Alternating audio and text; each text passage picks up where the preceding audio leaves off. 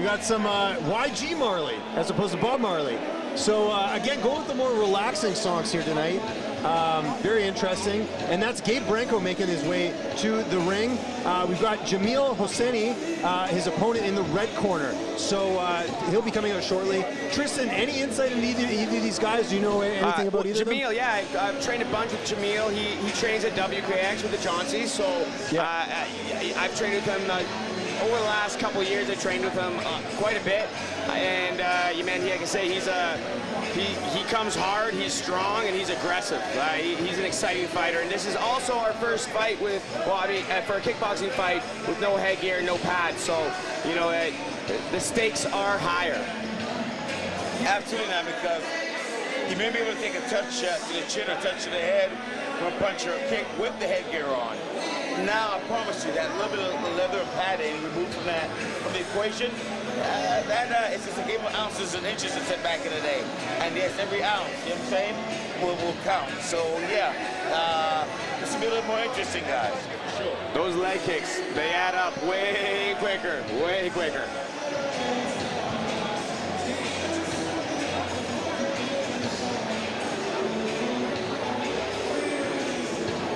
As we await his opponent here, again, more kickboxing action this evening.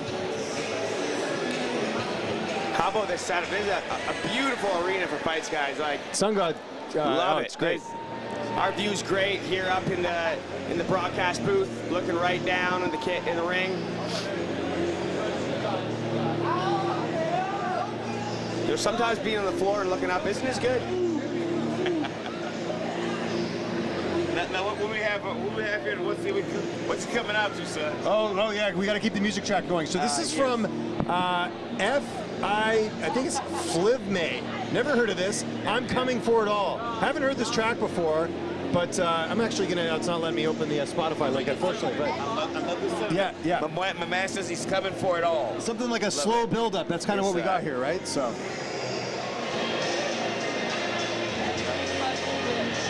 Here JAMEEL comes. The lights back on. Pyrotechnics in display.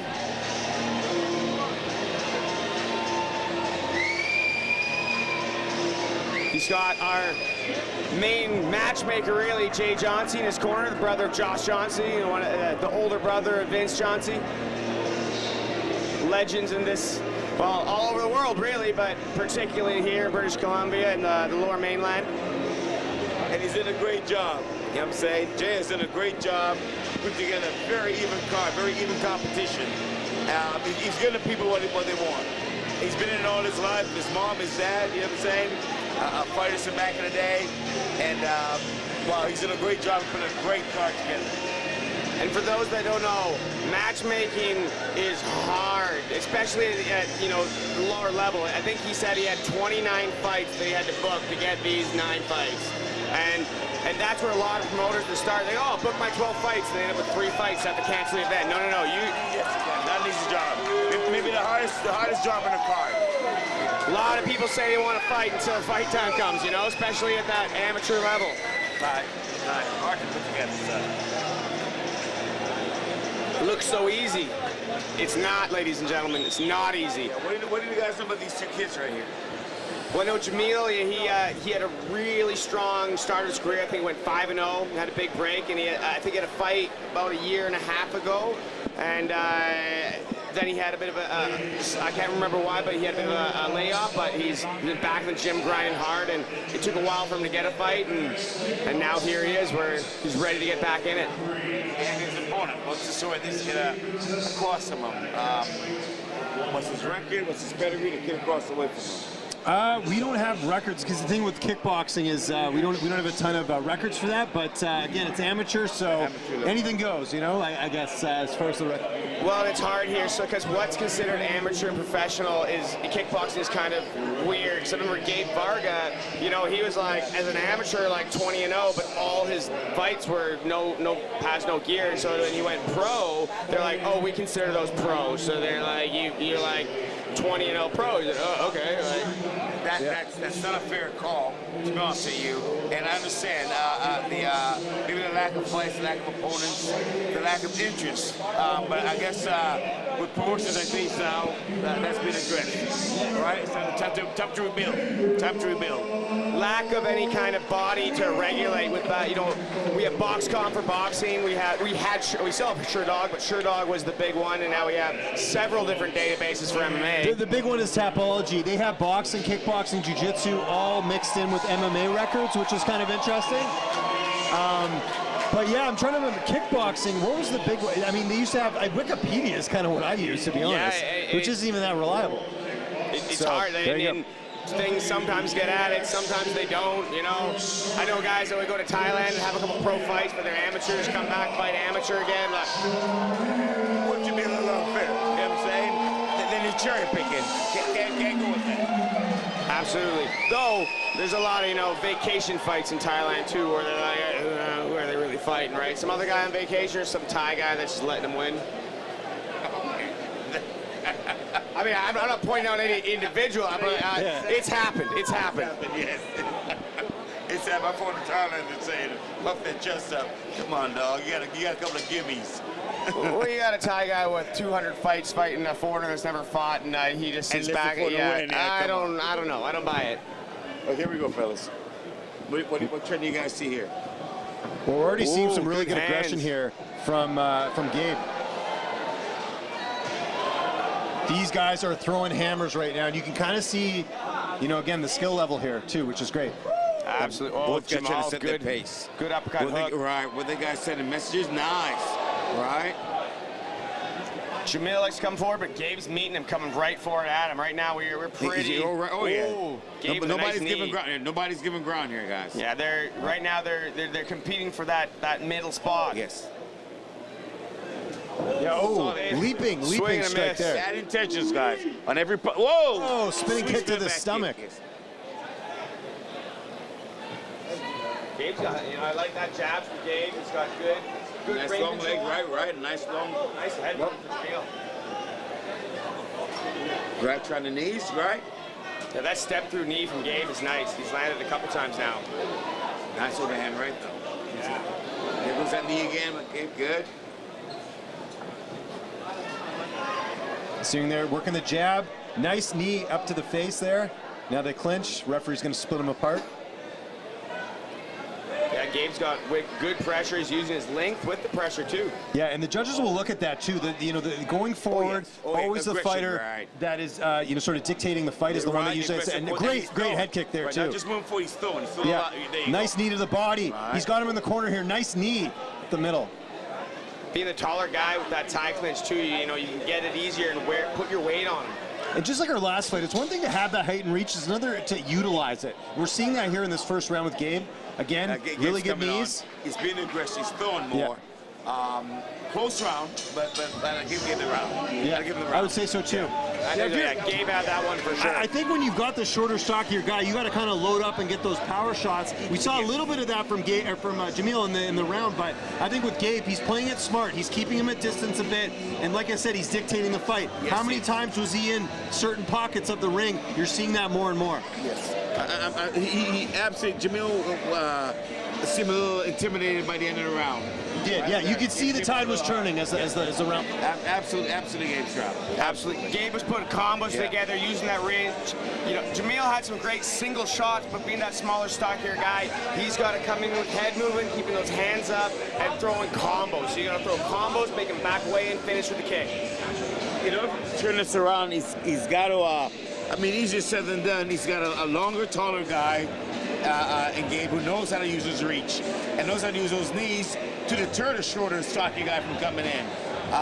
It'll be interesting to see how these next 2 rounds turn out if it goes that far. Yeah, and what do you think? Okay, just as someone who's done it, what should Gabe be doing right now? Is it just a case of being the better aggressor? Like easier said than done when you got a guy who's a little bit bigger than.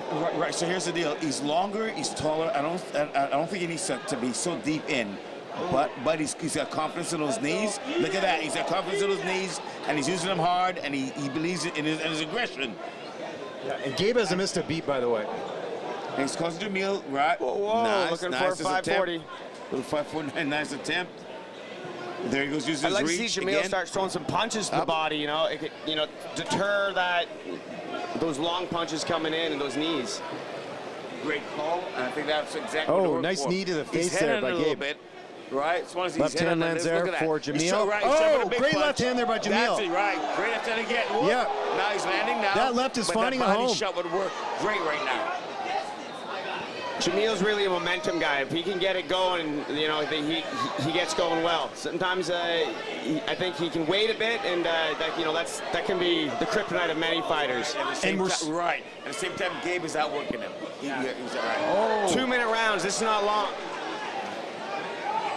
Jameel's landing some big shots. He's landing some big shots, but there you go again. Gabe using his length and his reach, sitting the outside, and those count, guys. Pick, knee, elbow, kick, pick. He's some good shots. 2 minutes, you don't got a lot of time. It's a bit of a sprint. It's a bit of a sprint. You don't got a little big feeling out process. You gotta get in there and get busy. And what's interesting is you see Gabe has been sort of, ahead in this fight, but look at the blood coming from his mouth. Yes. You're not seeing that from Jameel so far. So again, those shots that Jameel... That's right, that visual that creates for the judges, right? Absolutely, yeah, for sure. So that's what's interesting. Nice. Gabe has landed some pretty significant shots. As I say that, he's getting knees up the middle right now. And guys, remember Muay Thai, the knees are heavy pointers, right? The knees count for a lot.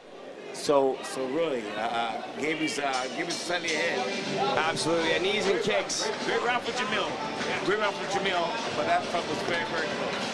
Did Jameel do enough to seal that round, do you think? I don't think so. I think he needs to come with a knockout. I don't either. This third. Yeah, it was better. I thought it was better than the first round, but I'm with you. I think right now, Jameel's got to go for broke in this third because I think the judges are going to look. But like we said, the blood coming down from the mouth. That's something. Right. That's something the judges will look at. A little bit. At the same time, I said Jameel has to hurt Gabe. To drop him would be nice because then he gets a 10-8. To drop him would be nice. He has to drop him in this round or totally outstrike him when a fight goes to, I think. If he doesn't drop him, he's not going to win. He's got to get a drop to get a draw, and he's got to get 2 drops or a knockout to get a win. Yeah, absolutely. You gave too much. You gave up too much in that last round. You gave too much ground in that last round. Wait, like I say, 2 minutes. You can't. We obviously want to see technique. We want to see setups, but you don't have the time in 2-minute rounds. You just don't. Okay, nice kick to the body there from Gabe. And again, swing and a miss there. Nice jab though. Here's. Oh, nice knee, nice knee. That knee's been finding it all night. Just as we call it, guys, so now Jameel feels he has to work. That's what we're seeing right now. But oh, beautiful Superman. Again. Oh, another Superman. Shades of George St. Pierre with that Superman punch. Yes, again, that's a good go-to. Jameel is hitting that like a target. But look at Gabe's tenacity. Yeah. Look at his forced charge. All right, all right, man. Yeah, Gabe's not deterred. He's coming forward. He wants it. Yeah. And this forward motion, and he's throwing, coming forward. This impresses the judges, guys. Absolutely, especially when people are hitting each other back and forth. The one coming forward wins. Absolutely. So ref breaks them up here. They're going to back to action right now. And again, swing and a miss there by Jameel. And the only real benefit to hitting harder is if the judges see that it lands harder because of the reaction from your opponent. You can hit him as hard as you want. If he doesn't react to it, how does the judge know? Nothing, right? You get nothing for it. Right? So guys, checking it again. Gabe is landing. He's coming forward, but he's landing. Yeah, a lot of kicks are landing for Gabe right now this round. Again. There we go again. And no answer. You know what I'm saying? So Jameel's not answering. So even if it takes him on the arm, but he's not answering. Jameel's got to land something big here. He's got to land. Otherwise, Gabe's going to take this over. He needs that knockdown. Look at that. Yeah. He does. Yeah. He's not making the space. He's trying to make space to catch his breath, but you can't do that nice right now. There. Yeah, he has to pull the plug on this. He's got seconds to go, and if he doesn't drop him right now, the fight just slipped away from him. Yeah. How about Gabe, though? Good fight. Look, good fight. Great action fight. Yeah. Great action. Yeah. Great Gabe scored. He outscored Jameel big time. And again, Jameel was a harder hitter, harder puncher, but Gabe was on him, man. He was on him 2-1, 3-1. It'll be interested in the judges called it. I'm going Gabe on this one. Me too. Yeah, I think we all got Gabe here. And you know, again, what it really came down to was just the activity level. I actually thought that JAMEEL probably landed some more significant shots, but it's the fact that it's like, you know, go use an MMA example, Wei Li Zhang and Yuan Jacek. Yuan might land more, but Wei Li with the more power shots. In this case, it was the other way. It's the fighter that's landing the more is going to end up winning the judges' scorecards. I'd be pretty surprised here to see JAMEEL take it, but again, he did land some good shots in this fight. He was definitely in this, but Gabe just too fast, utilizing that height and reach, and it paid dividend. Yeah, too fast, used too much, landed too often. He gets the fight. And the fact that, you know, when those big shots were here landed, but it did not deter Gabe at all. He ate him, he came forward, and he kept going. He kept to his game plan, and, you know, I think it paid off tonight for him.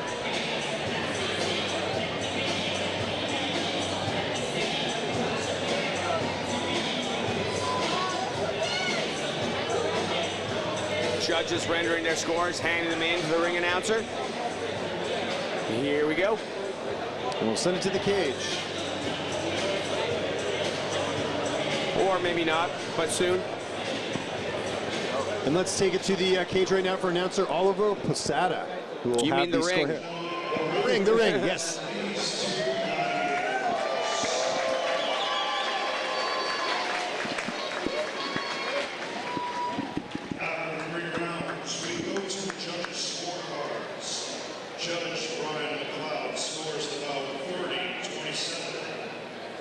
HOSSEINI. Judge Eric Magrican scores the bout 29-28 for BRANCO. And Judge Jay Maxim scores the bout 30-27, declaring your winner by split decision. In the red corner. Wow. Okay, so again, like we were talking, that damage did pay off for JAMEEL in this fight. A bit of a surprise. From our vantage point in the broadcast booth, it certainly looked like Gabe landed more shots, but I gotta tell you, it's amazing how some judges will give the power shots big points. You know what I'm saying? I've never been a big puncher myself, so I always fought a war of attrition. I hit you 40-1, and that was my go-to. And I've got fights called split decisions where you saw me clearly outpoint a guy, you know what I'm saying? And called split decision in my favor. So when they give the heavy shot guys the big points, that always irks me a bit, you know what I'm saying? But if that's how the judges call it, if that's what they're looking for this evening, that's what it's going to be. And we're up here in the broadcast booth for Fireway. We can't, maybe they're right there. Maybe they're seeing things that we're not, that we can't see from this well, something distance. we alluded to on the broadcast, the blood coming down from Gabe's nose, right? It did seem like he landed the more, JAMEEL landing the more significant shots. And that's something that you look at the end of the day. I mean, again, both guys did, you know, you can see they're visibly tired after the fight. I'm surprised that all 3 rounds went to JAMEEL with one of the judges, but again, when you leave it into the hand of the judges, like you said, Tristan, damage does matter, and I think that's what won him this fight. Absolutely. Damage is king, and it's